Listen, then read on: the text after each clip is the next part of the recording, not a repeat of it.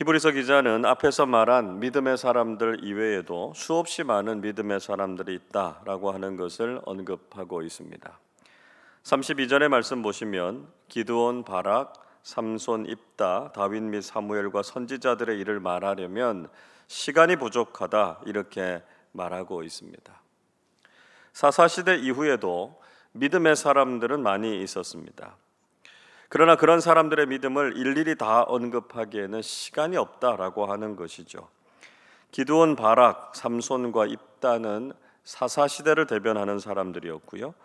다윗과 사무엘 선지자들은 왕정시대를 대표하는 사람들이었습니다. 어느 시대를 막론하고 늘 믿음의 사람들은 존재했다라고 하는 것이죠.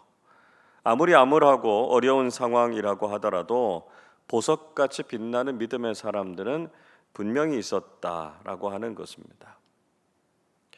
이런 믿음의 사람들은 어떤 일들을 했습니까?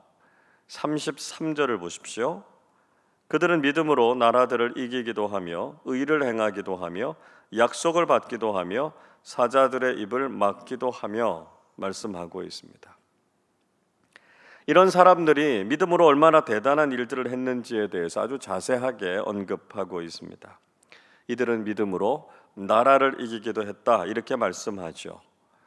대표적으로 다윗은 이스라엘의 왕이 되어서 다른 나라들과의 전쟁에서 놀라운 승리를 거두었습니다. 또 이들은 의를 행하기도 했다고 말씀하죠. 즉 세상의 방식을 따라서 악하고 불의한 일들을 행했던 것이 아니라 하나님의 기준에서 옳고 정의로운 길을 걸어갔다라고 하는 것입니다. 대표적으로 선지자들이 이런 삶을 살지 않았습니까? 또 약속을 받기도 했다 이렇게 말씀하고 있죠. 자, 이 말씀은 39절의 말씀 보시면 약속된 것을 받지 못하였으니 라고 하는 말이 나오는데요, 서로 좀 모순되는 것처럼 보일 수 있습니다. 그러나 여기서 이야기하고 있는 약속이라고 하는 것은 그들의 개인적인 삶에 주어진 약속의 말씀을 이야기하고 있는 것입니다. 그러니까 다윗에게 이스라엘 왕이 되게 하겠다라고 하는 약속이나 선지자들에게 주셨던 이 예언의 약속을 이루신 것, 이런 것들을 의미한다고 할 수 있죠. 그런데 39절에서 나오는 약속이라고 하는 것은 궁극적이고 모든 사람들을 위한 약속을 이야기합니다. 즉 예수 그리스도를 구원자로 보내신다라고 하는 약속을 의미하는 것이죠. 또 그들 중에는 믿음으로 사자의 입을 막기도 했다 이렇게 말씀하고 있습니다. 당연히 이 말씀은 다니엘의 사자굴 사건을 염두에 둔 것이었습니다. 세상의 권력에 굴하지 않고 하나님만 섬겼던 다니엘이 사자굴에 던져지게 됐을 때 하나님께서 사자의 입을 막으시고 다니엘을 지켜주셨다라고 하는 것이죠. 또 어떤 믿음의 일들을 행했습니까? 34절은 이렇게 말씀합니다. 불의 세력을 멸하기도 하며 칼날을 피하기도 하며 연약한 가운데서 강하게 되기도 하며 전쟁에 용감하게 되어 이방 사람들의 진을 물리치기도 하며 말씀하고 있습니다. 믿음의 사람들은 불의 세력을 멸하기도 했습니다.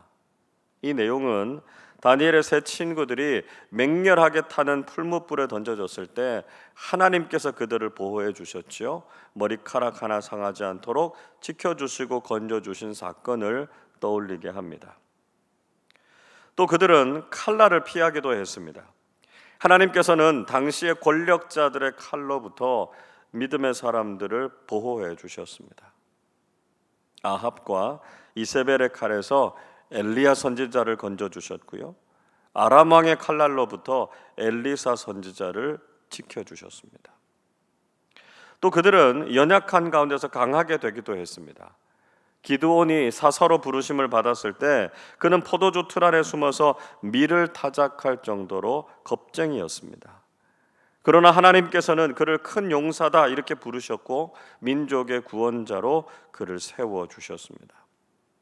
믿음의 사람들이 인간적으로 대단한 용기가 있었거나 힘이 있었던 사람들이 아니었다라고 하는 것이죠.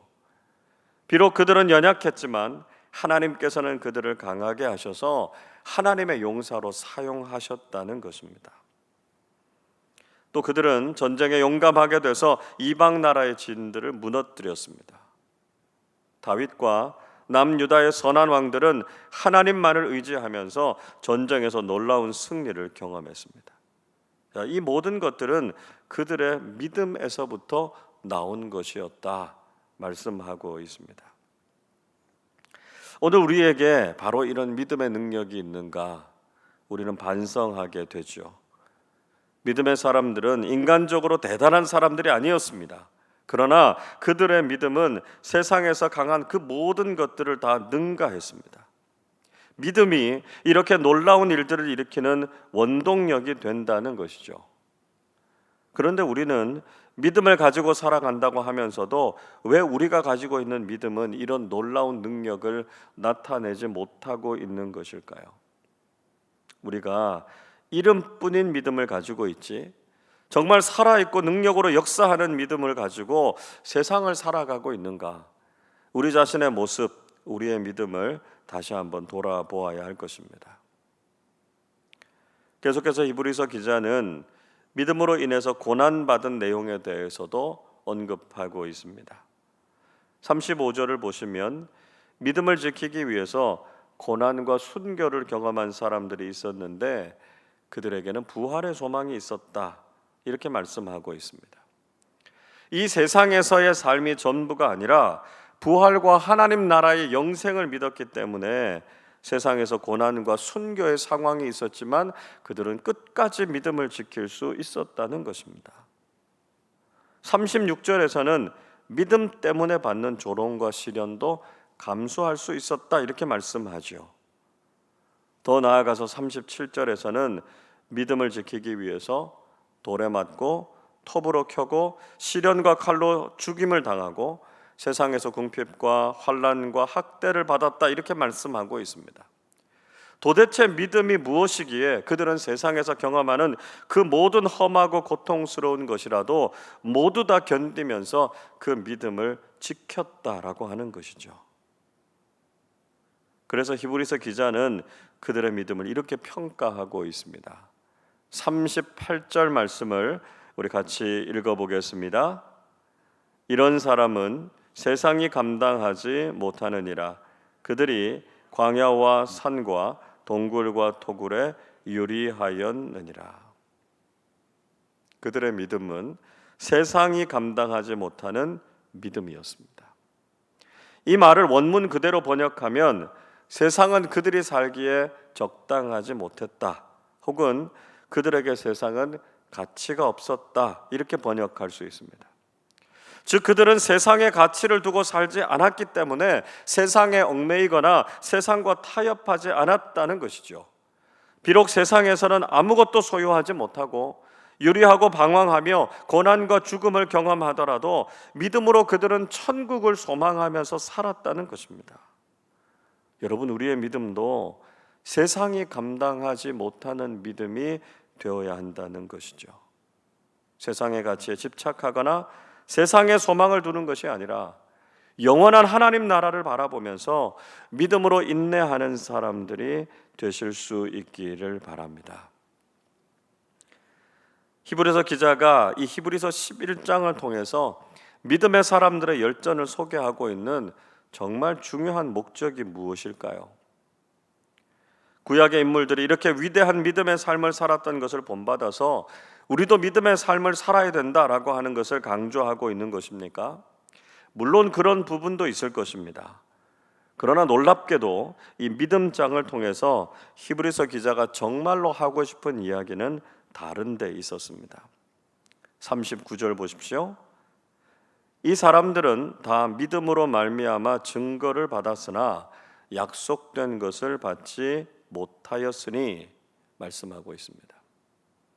히브리서 기자는 이들이 모두 믿음으로 증거를 받았다 이렇게 말씀하고 있습니다. 즉 이들은 자신의 삶을 통해서 믿음을 증명했던 사람들이었다는 것이죠.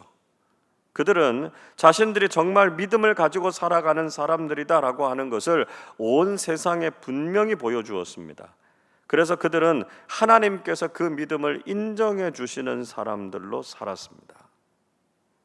그런데 정작 그들은 약속된 것은 받지 못했습니다. 자, 이 약속이라고 하는 것 앞에서도 말씀드린 것처럼 예수 그리스도를 통해서 주시는 구원의 약속을 가리키는 것입니다.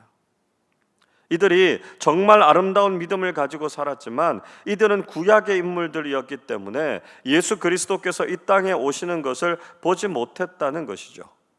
그래서 이들은 믿음의 증거는 받았지만 약속의 성취로 오신 예수 그리스도를 만나지 못했다는 것입니다. 그러나 신약의 시대를 살아가고 있는 우리는 바로 이 약속이 성취된 것을 보았고요, 그 약속의 축복을 소유하고 있는 사람들이다라고 하는 것을 이야기하고 있습니다. 40절 말씀도 우리 같이 읽어보겠습니다. 이는 하나님이 우리를 위하여 더 좋은 것을 예비하셨은즉 우리가 아니면 그들로 온전함을 이루지 못하게 하려 하심이라. 히브리서 기자는 하나님께서 신약 시대를 살아가는 우리를 위해서 더 좋은 것을 예비하셨다 이렇게 말씀하고 있습니다. 그것이 바로 예수 그리스도의 복음이죠. 구약 시대를 살았던 믿음의 선진들이 정말 대단한 사람들이었지만 우리는 그들보다 더 큰 복을 누리면서 살아가고 있다는 것입니다. 그것은 바로 예수 그리스도를 통해서 이루어진 구원의 은혜를 누리고 있다는 것이죠. 그래서 우리가 아니면 그들로 온전함을 이루지 못하게 하려 하셨다 이렇게 말씀하고 있습니다. 자, 이 말씀이 금방 이해하기가 좀 어려운 말씀인데요, 이 말씀은 이어달리기를 연상하면 좀 쉽게 이해할 수가 있습니다. 믿음의 선진들은요, 우리 앞서서 달렸던 주자들이었습니다. 그들은 경기를 마쳤습니다. 자신들의 몫을 다한 것이죠. 그리고 이제 우리에게 그 믿음의 바통을 이어주었습니다. 우리는 마지막 주자로 결승선에 들어봐야 할 사람들입니다. 우리가 끝까지 이 믿음의 경주를 완주해서 승리자가 되어야 한다는 것이죠. 예수 그리스도를 믿는 믿음을 끝까지 지켜서 결승선을 통과하게 될 때 우리는 믿음의 선조들과 함께 승리의 영광을 누리게 된다는 것입니다. 이제 복음의 약속을 가진 우리가 믿음의 선조들처럼 그 경주에 임해서 최종적인 승리를 거두어야 한다라고 하는 것을 말씀하고 있는 것이죠. 여러분, 우리는 그 위대한 믿음의 선조들보다 더 좋은 약속을 받은 사람들입니다. 그것이 바로 예수 그리스도의 복음을 소유하고 살아가고 있다는 것이죠. 우리가 이렇게 놀라운 복을 받았다라고 하는 것을 기억하실 수 있기를 바랍니다. 자신의 믿음을 증명하기 위해서 위대한 믿음의 길을 걸었던 신앙의 열조들을 본받아서 우리도 끝까지 이 믿음의 경주를 완주해야 한다는 것입니다.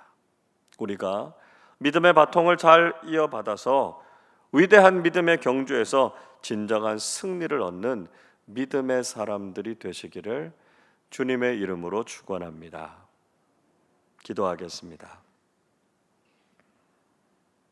하나님 아버지, 부족한 저희들에게 믿음을 더하셔서 한결같이 믿음의 길을 걸어가게 하심을 감사드립니다. 믿음의 선조들이 세상이 감당하지 못하는 믿음을 가졌던 것처럼 저희들도 세상을 따라가지 않고 믿음의 본을 따라 살아가는 사람들 되게 하여 주시옵소서. 그 위대한 믿음의 사람들도 경험하지 못했던 복음의 약속을 가진 우리가 끝까지 믿음으로 이 경주를 완주하게 하셔서 우리 모두가 믿음으로 승리하는 기쁨과 감격을 누리게 해 주옵소서. 오늘도 우리가 걸어야 할 믿음의 길에 고난과 도전이 많이 있습니다. 그러나 우리도 믿음으로 나라를 이기고 의를 행하며 시련과 조롱을 이기고 승리를 경험하는 삶 살게 하여 주시옵소서. 교묘하게 우리를 유혹하는 세상과 타협하거나 우리를 위협하는 세상에 주눅들지 않게 하시고 하나님 나라 소망으로 세상을 이기는 믿음의 사람들 되게 하여 주옵소서. 감사드리며 우리 주님 예수 그리스도의 이름으로 기도하옵나이다. 아멘.